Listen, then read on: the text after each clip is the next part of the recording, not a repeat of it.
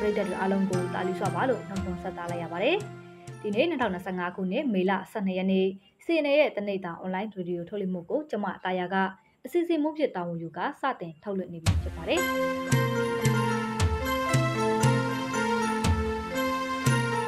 ဒီနေ့နားဆင်ရမယ့်သတင်းတွေကတော့မင်းပြအဓမ္မပြုကျင့်တပ်ဖြတ်မှုကိုအကြီးမားဆုံးပြစ်ဒဏ်ပေးဖို့အရက်ဖက်အဖွဲ့အစည်း12ဖွဲ့ကတောင်းဆိုလိုက်တဲ့ဆိုတဲ့သတင်း။မောင်တော်မှာဒေတာခန်တူမိုင်းနေမိလို့ခြေတပတ်ပြတ်တန်ရာရခဲ့တဲ့ဆိုတဲ့သတင်းစကိုင်းမှာစာတင်ကျောင်းတစ်ကျောင်းကိုစစ်ကောင်စီကလေကြောင်းဖုံးကျဲတိုက်ခိုက်လို့ကျောင်းသားနဲ့ကျောင်းဆရာမအများအပြားသေဆုံးခဲ့ရတဲ့ဆိုတဲ့သတင်းခိုင်မာတဲ့ပြည်သူ့ကိုစားပြုတပ်မတော်နဲ့အစိုးရတရက်ဖြစ်ဖို့ချင်းညီနောင်အဖွဲ့တွေဆွေးနွေးခဲ့တဲ့ဆိုတဲ့သတင်းတွေကိုကြားရမှာလည်းဖြစ်ပါတယ်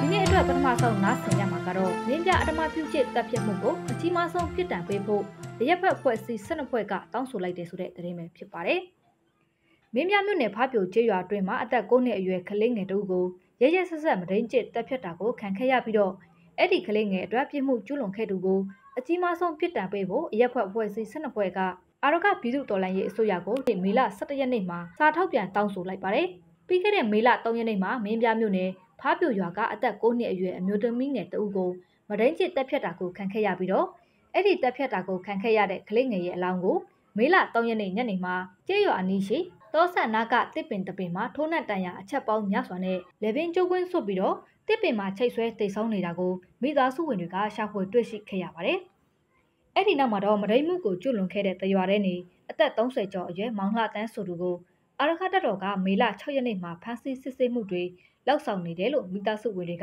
ကစီနေကိုအတည်ပြုပြောကြားခဲ့ပါတယ်။ဒီလိုကလေးငယ်တဦးကိုရက်ဆက်ကြမ်းကြုတ်ပြီးတော့မဒိန်ကျစ်တပ်ဖြတ်ခံရမှုဖြစ်ပွားခဲ့တဲ့အပေါ်မှာရခိုင် Women Initiative Organization RWIO အပါအဝင်အရက်ဖက်ဖွဲ့စည်း12ဖွဲ့အနေနဲ့အင်မတန်ဝမ်းနည်းကြေကွဲမိတယ်လို့ဒီလိုလူမဆန်တဲ့ကြောက်စရာကောင်းတဲ့လုပ်ရကြောင်းကျွလွန်ခံခဲ့ရတဲ့အပြစ်မဲ့ကလေးငယ်မိသားစုဝင်တွေပေါ်မှာတာမကလူအဖွဲ့အစည်းတစ်ခုလုံးကိုချိန်ချောက်တဲ့ကြီးလေးတဲ့ရာဇဝတ်မှုတစ်ခုဖြစ်တဲ့အပြင်ရခိုင်ဒေသတစ်ခုလုံးမှာနေထိုင်နေတဲ့ပြည်သူလူထုတရက်လုံးကိုလည်းအင်မတန်မှတုံ့လောက်ခြောက်ခြားစေတဲ့လုပ်ရတစ်ခုဖြစ်ပြီးတော့ကိုကျစ်တရားဆိုင်ရာအတွက်လည်းများစွာဆိုးရွားပြင်းထန်တဲ့မှတ်တမ်းတစ်ခုဖြစ်တယ်လို့လည်းဆိုထားပါတယ်။ဒီလုပ်ရဟာအေချမ်းလုံခြုံတဲ့ရခိုင်ဒေသရှိလူအတိုင်းဝိုင်းအတွက်မြေတိကလေးငယ်ကိုမှအခုလိုဆိုးရွားပြင်းထန်ကြောက်မက်ဖွယ်ကောင်းတဲ့အကြမ်းဖက်မှုမျိုးတွေကိုရင်ဆိုင်မကြုံတွေ့တင်တယ်လို့မိဘတွေအနေနဲ့လည်းအရွယ်မရောက်သေးတဲ့သားသမီးတွေကိုလည်းဒီလိုဖြစ်ရက်ဆိုးတွေနဲ့ကြုံတွေ့ခံစားရကငွေပက်လက်နဲ့တကြိုမြုပ်နှံရတဲ့အခြေအနေတွေကိုမကြုံတွေ့တင်ဘူးလို့ဆိုပါတယ်။ဒါအပြင်ဒီကိစ္စအတွက်တရားမျှတမှုရရှိစေရတဲ့တိတ်ဆိတ်တာနှောက်နှေးတာဒါမှမဟုတ်လိလူရှူတာကိုမဖြစ်တင်ဘူးလို့လည်းအရက်ဖက်ဖွဲ့စည်း12ဖွဲ့အနေနဲ့ရှုမြင်သုံးသပ်တယ်လို့ဆိုထားပါတယ်။အဲဒါကြောင့်အာရခပြည်သူ့တော်လှန်ရေးအစိုးရတရားစီရင်ရေးက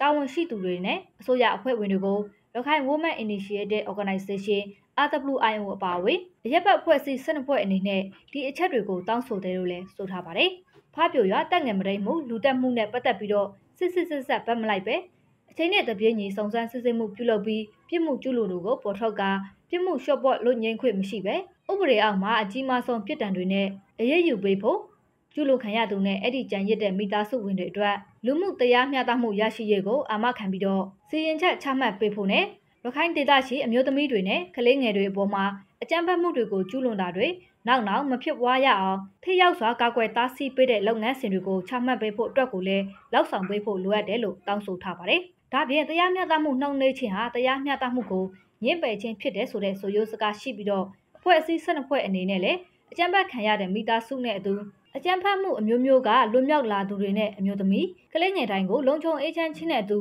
ရပ်တည်တယ်လို့လည်းဆိုထားပါတယ်။ဒါကြောင့်အခုဖြစ်ပွားတဲ့အဖြစ်ဆိုးကိုလိလူမရှုပဲစစ်မှန်တဲ့တာဝန်ခံမှုတရားစီရင်မှုနဲ့တရားမျှတမှုကိုအာရခပြည်သူ့တော်လှန်ရေးအစိုးရကယူဆောင်ပေးနိုင်မယ်လို့မျှော်လင့်ယုံကြည်ထားတယ်လို့လည်းဆိုထားပါတယ်။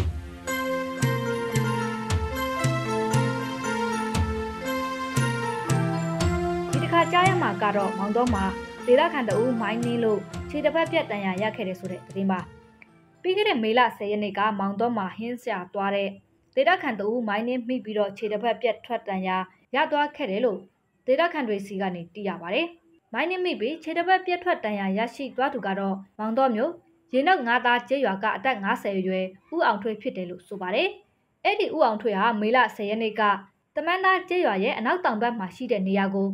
ဟင်းရှာသွားတဲ့လမ်းမှာစစ်ပွဲအတွင်းကထောင်ထားခဲ့တဲ့မိုင်းကိုနင်းမိပြီးတော့ညာဘက်ခြေထောက်ပြတ်ထွက်သွားခဲ့ရတာဖြစ်တယ်လို့ဒေသခံတဦးကပြောပါတယ်။လက်ရှိမှာတော့အဲ့ဒီခြေထောက်ပြတ်ထွက်တန်ရာရတဲ့သူကိုစိတ်ကူးတာပေးတာတွေလောက်ဆောင်ပေးထားတယ်လို့လည်းဆိုပါတယ်။စစ်ကောင်စီတပ်တွေဟာစစ်ပွဲအတွင်းမှာသူတို့အခြေစိုက်နေခဲ့ရာတပ်စခန်းနေရာတွေအပြင်အရက်သားပြည်သူတွေနေထိုင်ရာလမ်းတောတောင်ပါဝေးနေရာတော်တော်များများမှာပါမြေမြုပ်မိုင်းတွေကိုအလွန်အကျွံသုံးထောင်ထားခဲ့တဲ့အတွက်တောတောင်ကိုအမိပြုပြီးတော့လောက်ကင်စားတောက်နေကြရတဲ့ပြည်သူတွေဟာမိုင်းအတရနဲ့နေစဉ်ကြုံတွေ့နေကြရပါတယ်။အာရခတ်တော်အနေနဲ့လည်းသူတို့တိုင်းပိုက်ရရှိထားပြီးဖြစ်တဲ့မြို့တွေမှာမြေမြုပ်မိုင်းရှင်းလင်းတာအသိပညာပေးတာတွေကိုဇက်တိုက်လောက်ဆောင်ပေးတာတွေရှိနေပေမဲ့ပြည်သူတွေဟာမိုင်းနဲ့စစ်ကြံလက်နက်ပောက်ကွဲမှုတွေကြောင့်ကိုလက်အင်ကဆုံးရှုံးတာတွေနဲ့ဇက်တိုက်ရင်ဆိုင်နေကြရဆဲဖြစ်ပါတယ်။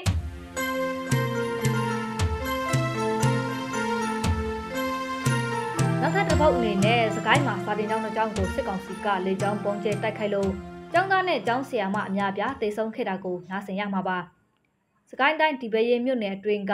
ုတ်ထိန်ကွင်းကျေးရွာစာတင်ကျောင်းကိုစစ်ကောင်စီကဒီနေ့မနက်ပိုင်းမှာလေကြောင်းကပုံကျဲတိုက်ခိုက်ခဲ့တာကြောင့်ကျောင်းဆရာမကျောင်းသားအပါအဝင်အများပြားထိခိုက်တိတ်ဆုံးတာရှိနေတယ်လို့ဒေသခံတွေစီကနေသိရပါတယ်။ဒီလေကြောင်းတိုက်ခိုက်မှုကိုစစ်ကောင်စီကဒီနေ့မနက်10:00 နာရီဝန်းကျင်မှာပေါင်900ဘုံနှလုံးထပ်မနှဲနဲ့ကျဲချတိုက်ခိုက်ခဲ့တာဖြစ်တယ်လို့ဆိုပါတယ်။လက်တလောရှာဖွေတွေ့ရှိထားတဲ့အလောင်းအရေအတွက်ကကလေးငယ်30ကျော်နဲ့ကျောင်းဆရာမ2ဦးရဲ့အလောင်းကိုသာရရှိထားပြီးနောက်ထပ်ပျောက်ဆုံးနေသူအများပြားရှိနေဆဲဖြစ်တယ်လို့ကုညီကယ်ဆယ်ရေးလုပ်ငန်းတွေကိုလှုပ်ဆောင်နေတဲ့မြင်းဖော်လူသူဒေတာခန်တဦးကလက်တလောအခြေအနေတွေကိုပြောဆိုထားပါတယ်။စစ်ကောင်စီဟာဒီကျဲရွာအတွင်းကစာတင်ကျောင်းကိုတမင်ရည်ရွယ်ချက်ရှိရှိနဲ့လေကြောင်းတိုက်ခိုက်တာကိုလှုပ်ဆောင်ခဲ့တာဖြစ်တယ်လို့လည်းဒေတာခန်တွေကပြောပါတယ်။စစ်ကောင်စီအနေနဲ့ငလင်ကယ်ဆယ်ရေးလုပ်ငန်းတွေကိုလုပ်ကင်ဖို့အတွက်ဒီမေလတလတာကိုအပြစ်ရက်တယ်လို့ကြေညာထားခဲ့ပေမဲ့တိုင်းရင်းသားလက်နက်ကင်တွေတင်ပိတ်ထားတဲ့နေမြေတွေကိုထိုးစစ်ဆင်တိုက်ခိုက်မှုပြုလုပ်တာအပြင်လက်ရှိကလေးငယ်တွေရဲ့ပညာသင်ကြားနေတဲ့စာတင်ကျောင်းကိုပါလေကြောင်းပုံကျဲကပြည်သူတွေကိုတပ်ဖြတ်နေတာလည်းဖြစ်ပါတယ်။မြို့တိုင်းညီညွတ်ရေးအစိုးရ NUG ရဲ့မေလ9ရက်နေ့ထုတ်ပြန်ချက်စရင်းတွေအရစစ်ကောင်စီဟာငလင်လှုပ်ခတ်ခဲ့တဲ့မတ်လ28ရက်နေ့ကနေမေလ4ရက်နေ့အထိရက်ပေါင်း38ရက်အတွင်းမှာရခိုင်အပါအဝင်မြန်မာနိုင်ငံအနှံ့ကနေရာတွေကိုလေကြောင်းတိုက်ခိုက်တာလောက်ဆောင်ခဲ့တဲ့အတွက်ပြည်သူ290ကျော်သေဆုံးခဲ့ရတယ်လို့ထုတ်ပြန်ထားပါတယ်။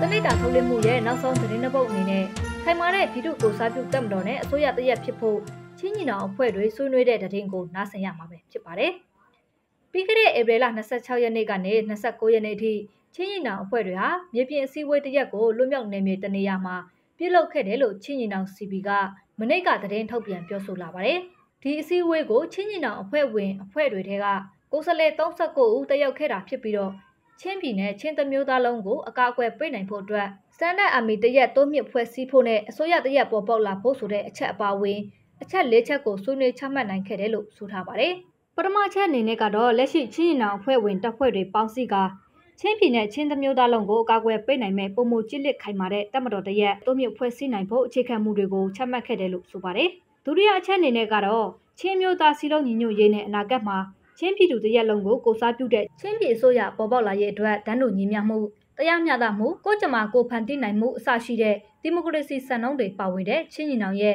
Trial Reference DOR တိုင်းဆက်လက်အကောင့်ထဲပေါ်ဖို့ကိုလည်းသဘောတူခဲ့ကြတယ်လို့ဆိုပါတယ်။ဒါအပြင်ပြည်တွင်းမဟာမိတ်ဆက်ဆံရေးနဲ့ဆက်လျင်းရွေ့တော်၎င်းနိုင်ငံတကာဆက်ဆံရေးနဲ့ဆက်လျင်းရွေ့တော်၎င်းစစ်ရေးနိုင်ငံရေးနဲ့လူမှုစီးပွားရေးမူဝါဒတွေကိုပါဆွေးနွေးနိုင်ရေးအတွက်အခြေခံသဘောတူညီမှုအချက်တွေကိုပါချမှတ်ခဲ့ကြတယ်လို့ဆိုပါတယ်။ချင်းညီနောင်ထိန်းချုပ်နယ်မြေတွေမှာရှိတဲ့ပြည်သူတွေရဲ့အသက်အိုးအိမ်စီးစိမ်တွေကိုကာကွယ်သွားမဲ့အပြင်ကျန်းမာရေးပညာရေးစားနပ်ရိက္ခာဖူလုံရေးအစရှိတဲ့ပြည်သူ့ဝန်ဆောင်မှုလုပ်ငန်းတွေကိုလည်းထိထိရောက်ရောက်လုပ်ပေးနိုင်ဖို့အတွက်ပြည်တွင်းပြည်ပရှိမိဘပြည်သူတွေနဲ့တော်လှန်ရေးအင်အားစုတွေနိုင်ငံတကာအဖွဲ့အစည်းတွေနဲ့အတူလက်တွဲပြီးတော့ဆောင်ရွက်နိုင်ဖို့အတွက်ကိုလည်းအခြေခံသဘောတူညီချက်ချမှတ်ခဲ့ကြတယ်လို့ဆိုထားပါတယ်။လက်ရှိမှာတော့ချင်းညီနောင် CP အနေနဲ့မင်းတပ်မတူပီကံပလက်ဖလန်စားတဲ့မြို့နယ်၄ခုကိုစစ်ကောင်စီလက်ကနေအပီးသိမ့်ပိုက်ရရှိထားပြီးဖြစ်တယ်လို့ကြန့်ရှိနေတဲ့ချင်းပြည်နယ်အတွင်းကမြို့တွေကိုလည်းဆက်လက်သိမ့်ပိုက်နိုင်ဖို့အတွက်စစ်ရေးပြင်ဆင်မှုတွေရှိနေကြောင်းသိရှိရပါတယ်။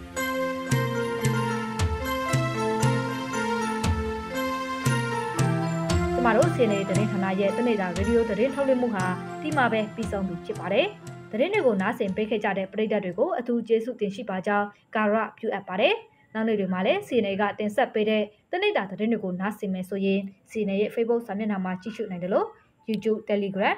H နဲ့ TikTok တွေမှာလည်းနေ့စဉ်စောင့်မျှော်ကြည့်ရှုနိုင်ပါကြောင်းသတင်းကောင်း